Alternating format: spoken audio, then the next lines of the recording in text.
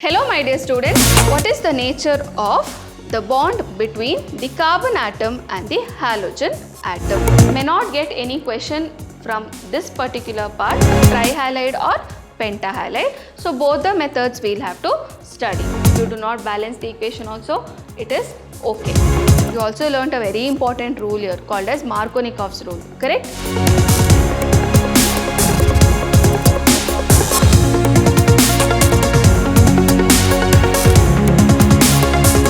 My dear students, welcome back to the second session on the chapter haloalkanes and haloarenes.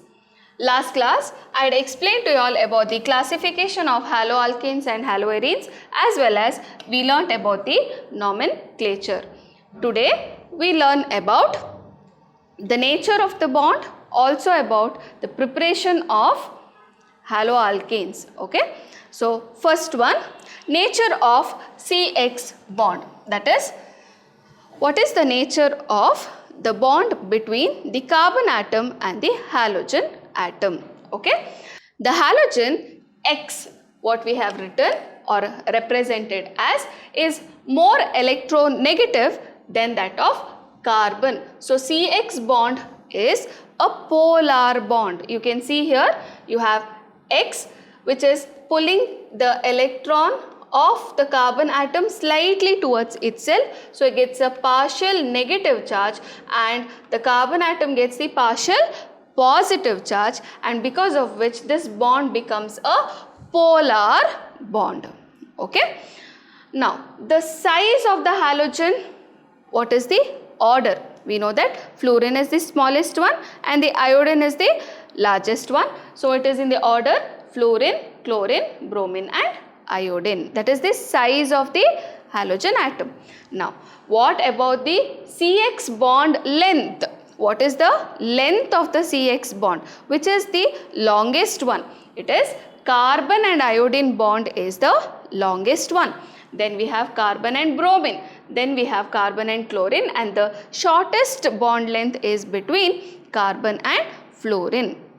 In this particular table, we can see the bond length as well as the enthalpies and also about the dipole moment. Why dipole moment came into picture?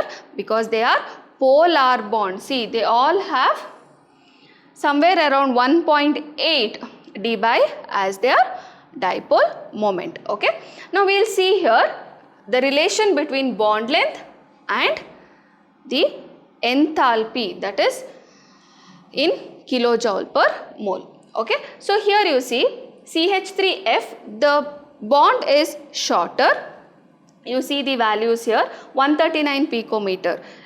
Between carbon and chlorine, here it is 178, here it is 193 and here it is 214. So, the shortest is between carbon and fluorine. But you see the energy required, it is 452, that is a very large energy. So, shorter the bond, higher the bond enthalpies.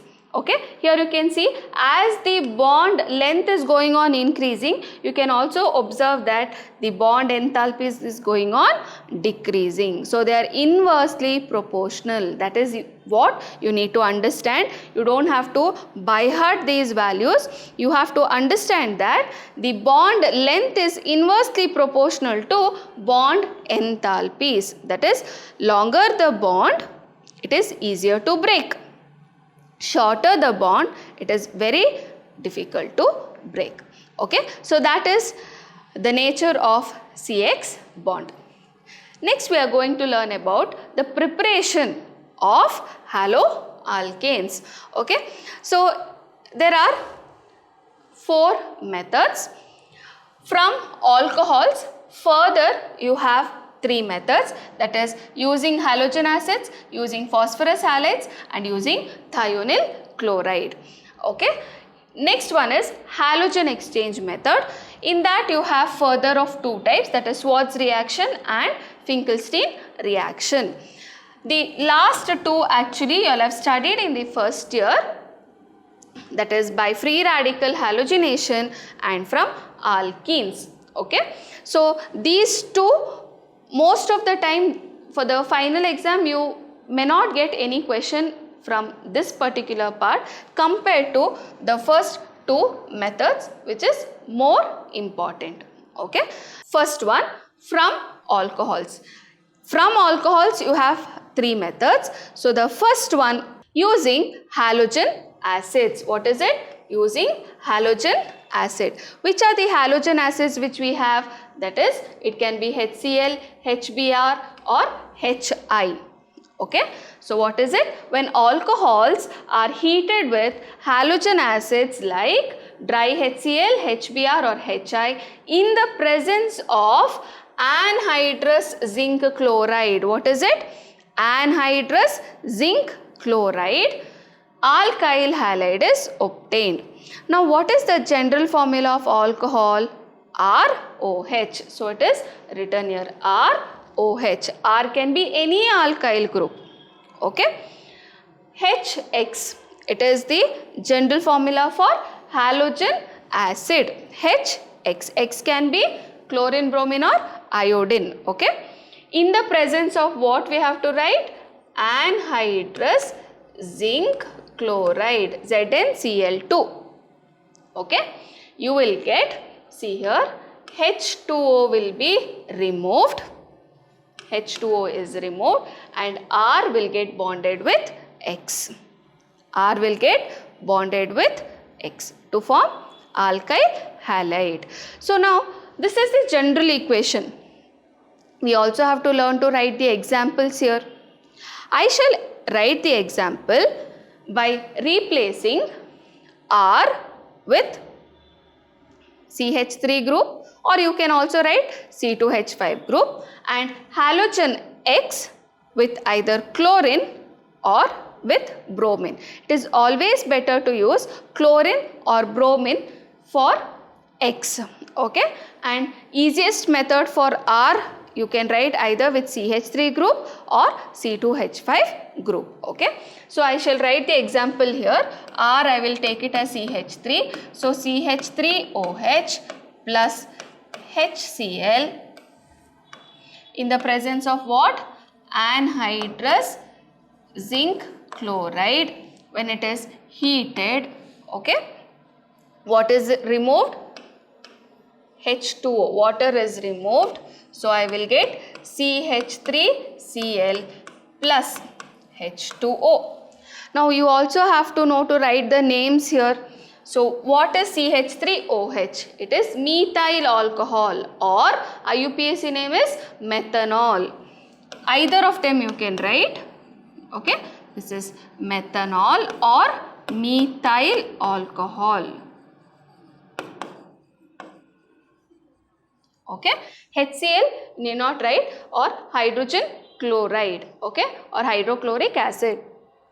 Then in presence of anhydrous zinc chloride, it gave me what? Methyl chloride, common name, or IUPAC name chloromethane.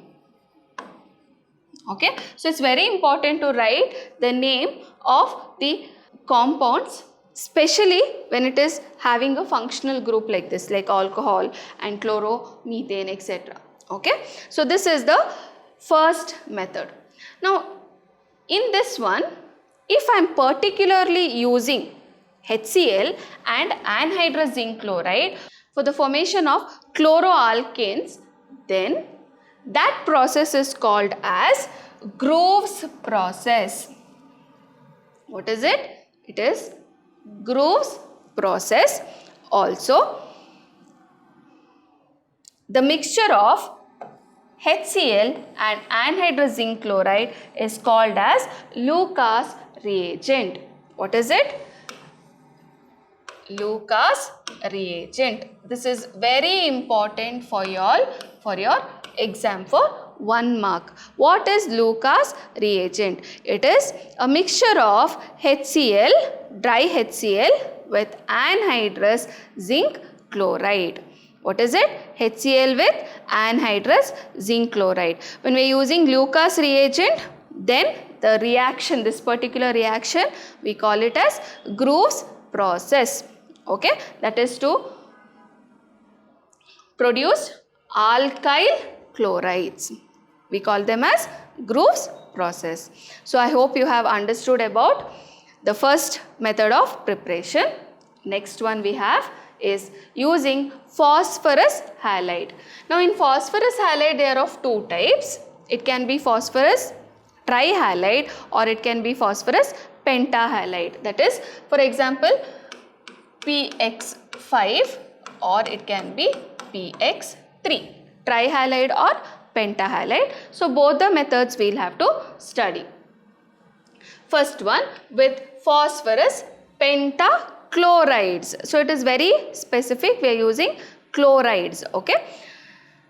Chloroalkane is obtained by treating alcohol with phosphorus pentachloride. So here you see, I will write it in the easier method. I have ROH, alcohol. What am I using? I am using PCl5, phosphorus pentachloride. I will write it like this, Cl. So I have 3, 4, 5. Okay. Products, when I am going to treat alcohol with pentachloride, I will get it like this. That is RCl, first product, POCl3, second product, HCl, the third product. So it's very easy to write if you remember it this way. Okay. So the reaction is this way. Alcohol with phosphorus pentachloride will give RCl, that is chloroalkane or alkyl chloride, with POCl3 and HCl. Now can we write the example for this? R group, what I can take? I can take it as CH3 group. So what is this called as? Methanol. Okay, with phosphorus pentachloride, I'll get CH3Cl. See, those two I am going to write just like that, POCl3 and HCl. Okay. So if you know the general equation, it's very easy to write the example. Instead of R, I have written CH3, OH as it is, PCl5 as it is. Again, instead of R, I have written CH3. Rest again, I have written as it is. So if you learn the general equation, it is very easy to write the examples. Okay. And if you know the basic naming, how you can do, you can also write the names.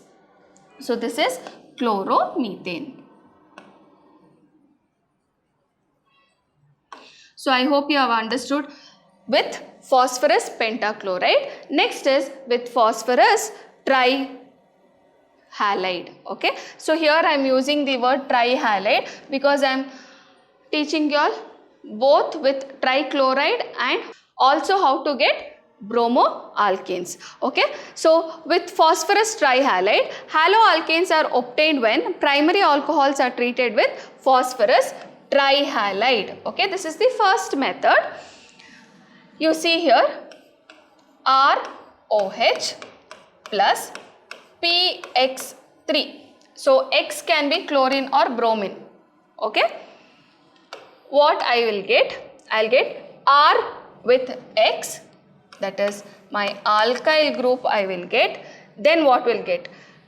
Phosphorus with OH groups. See, X has gone with R group. Phosphorus with OH groups, what it will form? It will form H3PO3. Now if you find it difficult to remember this H3PO3 as a product, just remember you have 3 ROH groups. What is it? 3 ROH, that is alcohol 3 you have. Okay. Then RX is also 3, R is also 3, so you get 3 RX groups. Then what is remaining? I have 1 phosphorus, 3 oxygen, 3 hydrogen. So I write it like this, H3PO3. Okay. So this is the product which is formed when alcohol is treated with phosphorus trihalide. Now how to write the example? R group I will take it as CH3 group, CH3OH plus PCl3 I will write phosphorus trichloride, then CH3Cl plus H3PO3. Balancing, if you miss out in organic chemistry, it is okay, you will not be losing any marks. If you do not balance the equation also, it is okay. only for organic chemistry. Okay. Now that is about the first equation. Now there is one particular reaction from which you can get bromohaloalkanes, that is the reaction of alcohol with mixture of red phosphorus and bromine.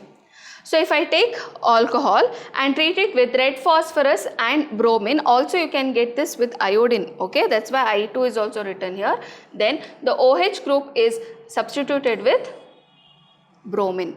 So I can write the example here as R, I'll take it as CH3 group, CH3OH, red phosphorus with bromine. Okay, what will I get? CH3Br. Okay, so this is bromomethane. And what is this? Methanol. So I hope you have understood the second method also, that is phosphorus halides. The third method with alcohols is using thionyl chloride. Okay.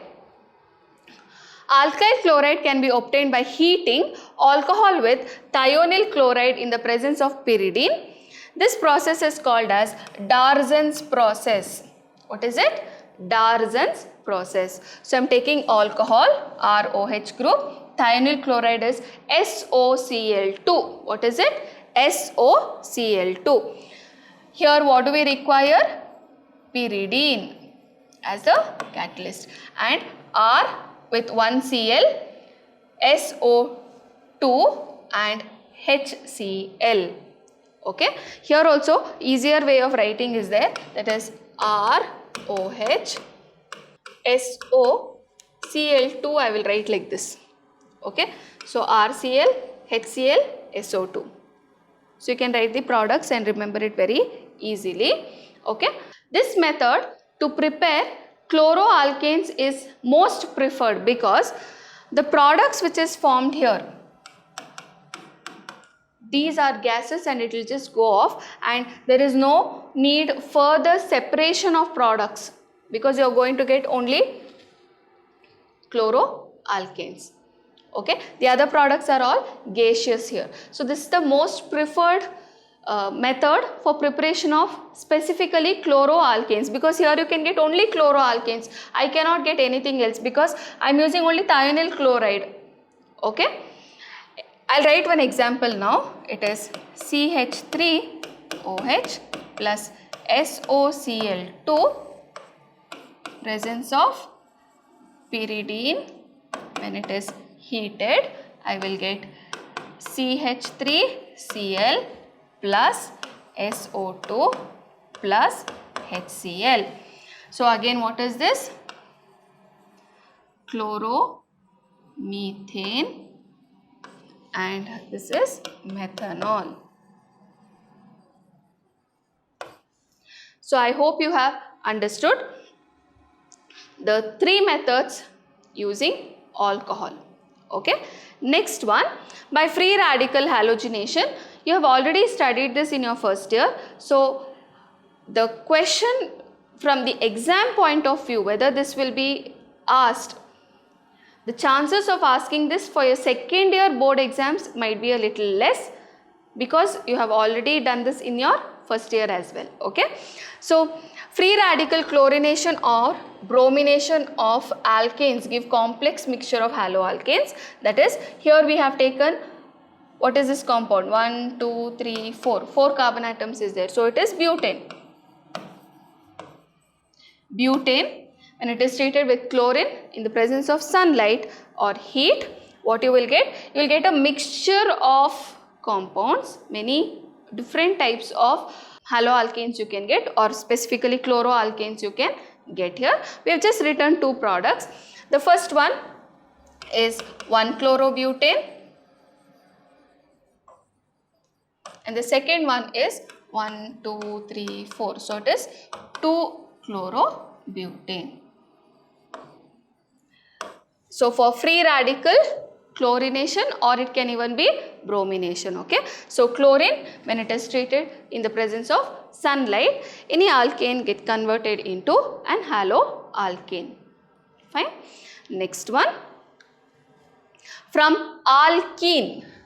Alkene has got a double bond, carbon-carbon double bond. So first one, in that, addition of hydrogen halide. You also learnt a very important rule here called as Markovnikov's rule, correct?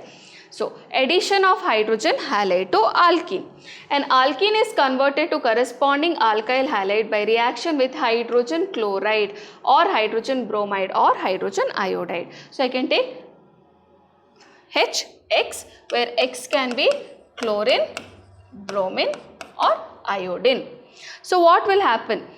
Around the carbon-carbon double bond, the negative part of the adding compound will get added to the carbon atom containing least number of hydrogen, correct? So here I cannot tell which has got least number of hydrogen, just they have shown the bonds. So for one carbon atom, hydrogen will get added up, to the other carbon atom, iodine will get added up, in turn one bond is broken. So you will get C single bond, H and X gets added up around those two carbon atoms. So this is addition. Now Markovnikov's rule is applied only when the alkene is unsymmetrical. Correct, no? So propene yields two products, however only one predominates as per Markovnikov's rule. So here you can see the negative part is iodide, partial negative charge, I told you, I minus. So it will come and get added up to which carbon atom? The carbon atom which contains least number of hydrogen. So this carbon atom has one hydrogen, this carbon atom has two hydrogen, which is involved in double bond. So iodine will get added up here, hydrogen will get added up here and break the bond, and that will be the major product. The other way around also can happen, but it will be the minor product. So it is CH3, CH2, CH2I. So this will be the minor product because iodine has come to the carbon atom containing higher hydrogen atoms here, H2, correct? Here iodine has come to the carbon atom containing least number of hydrogen. What is it? Hydrogen atom is least, there the negative part will come and get added. So this will be the major product. Now what is the name of this compound? This is propene. This is propene and this is iodopropane. This is 2-propane.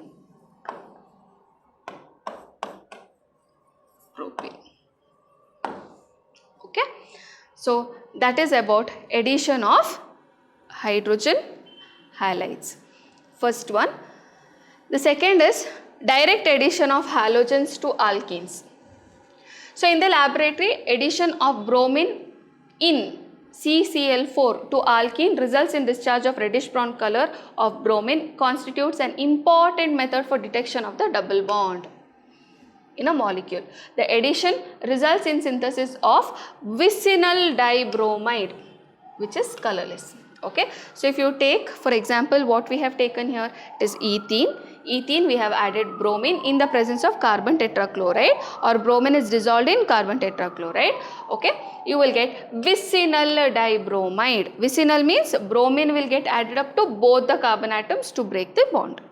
You will get vicinal dibromide. Now what happens is, for example, an organic compound, any alkene you take, solution of any alkene you take and add bromine to that. Bromine will get added up around the double bond to give vicinal dibromide, which is colorless. So the color of bromine will disappear. Okay, and that is the test to detect if there is double bond or not in any of the organic compound. Okay, so that is about addition of halogen. So I hope you have understood these methods. We have last two methods which is left, which belongs to halogen exchange method. Very, very, very important question. Several times they have asked in the final exam. Okay. So the first one is Finkelstein reaction. See the name, if you observe very carefully, halogen exchange method. ಇಲ್ಲಿ ಹ್ಯಾಲೋಜನ್ನ exchange ಮಾಡ್ತಾ ಇದ್ದೀವಿ. ಏನು ಮಾಡ್ತಾ ಇದ್ದೀವಿ? ಹ್ಯಾಲೋಜನ್ನ exchange ಮಾಡ್ತಾ ಇದ್ದೀವಿ.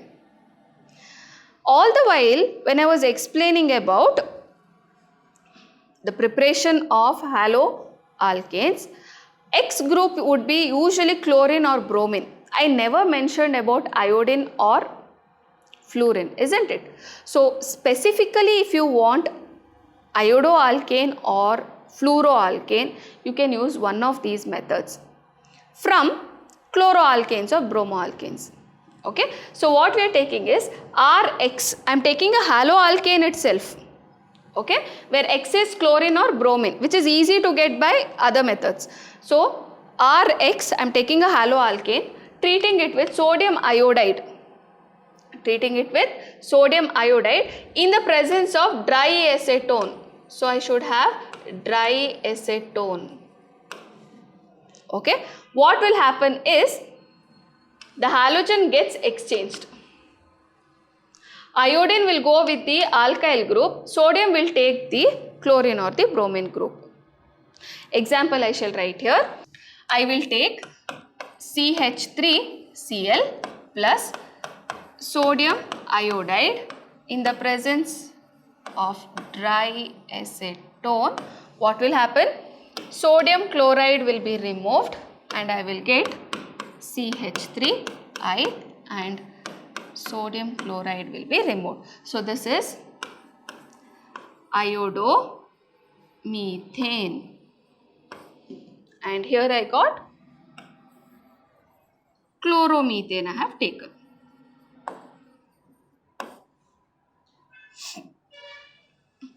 Now one more note we require. NaCl or NaBr thus formed is precipitated in dry acetone. It facilitates the forward reaction.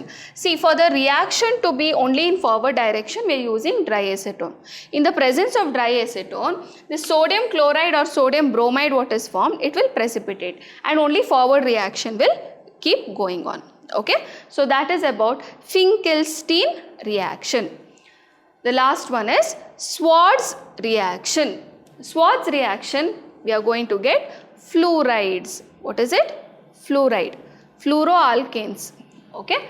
So alkyl fluorides are prepared by heating alkyl chloride or bromide in the presence of metallic fluorides such as it can be AgF, Hg2F2, COF2 or SbF3.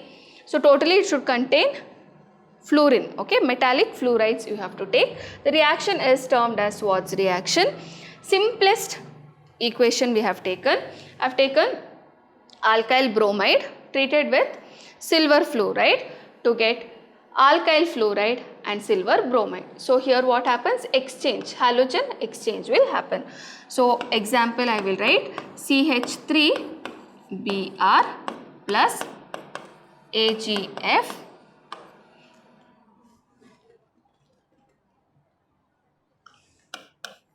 heating, you will get CH3F and AgBr and this is fluoromethane. Okay, this is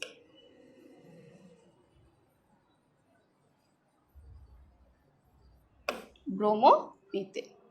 So I hope you have understood all the methods of preparation. Once again, alcohol if I take, I can get 4 different methods, that is alcohol with HCl and anhydrous zinc chloride, we call it as Lucas reagent. I'll get alkyl chloride with water, it is also called as Grove's process. Alcohol with PX3 where X can be chlorine or bromine, I can get Rx and H3PO3, that is chloroalkane or bromoalkane. With PCl5 I can get RCl, POCl3 and HCl. Alcohol with thionyl chloride in the presence of pyridine, I can get RCl, SO2 and HCl. And this reaction is also called as Darzon's process. Okay, that is with alcohols. Then next two very important reactions what we learned, it is Finkelstein reaction and Schwarz reaction. So first one is Schwarz reaction, RBr with AgF. AgBr will be removed and RF will be formed. Similarly, Rx with NaI, NaX and Ri you will get. So first one is called as Schwarz reaction, the second reaction is called as Finkelstein reaction.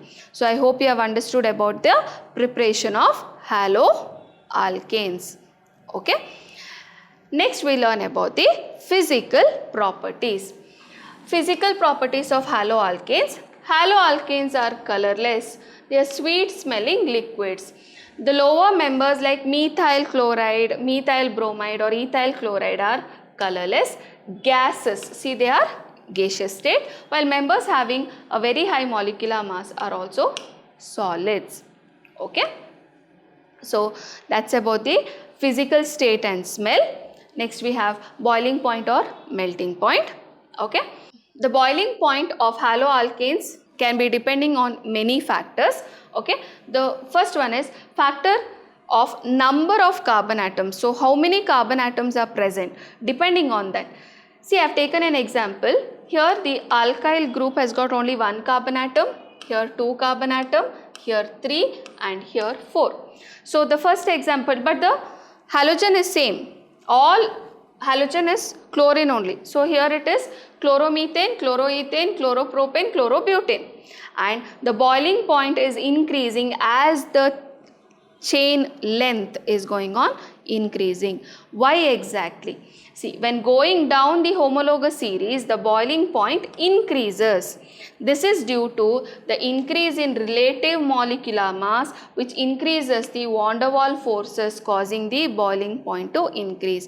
As the molecular mass is increasing, there is more surface area, and between the molecules there is more van der Waals force, because of which the boiling point is more. More temperature is required to push it apart, so that the van der Waals forces are removed. Okay, so that is the first factor which is affecting the boiling point. Next one is factors of branched structures. Now if you observe these structures here you can see extensive branching. We all of them have 4 carbon atoms only and chlorine only as the halogen, but then the branching is different. Here you have a lot of branching. This is tertiary actually, carbon atom to which the halogen is attached. Here you can see the branching is present on the second carbon atom. Here you can see the branching is present on the first carbon atom, and this is the straight chain. So as we move like this down the series, the boiling point is increasing. Now why exactly it is increasing? So when they have a larger surface area between the molecules, there is more van der Waals force of attraction. When there is more van der Waals force of attraction, the boiling point will be obviously more, because more energy is required to break them and move them apart, isn't it? That is the reason they have a higher boiling point. See here, the greater the total surface area exposed, greater the van der Waals force, higher the boiling point. Okay, so that is about the branching. Next one, it is about the melting point.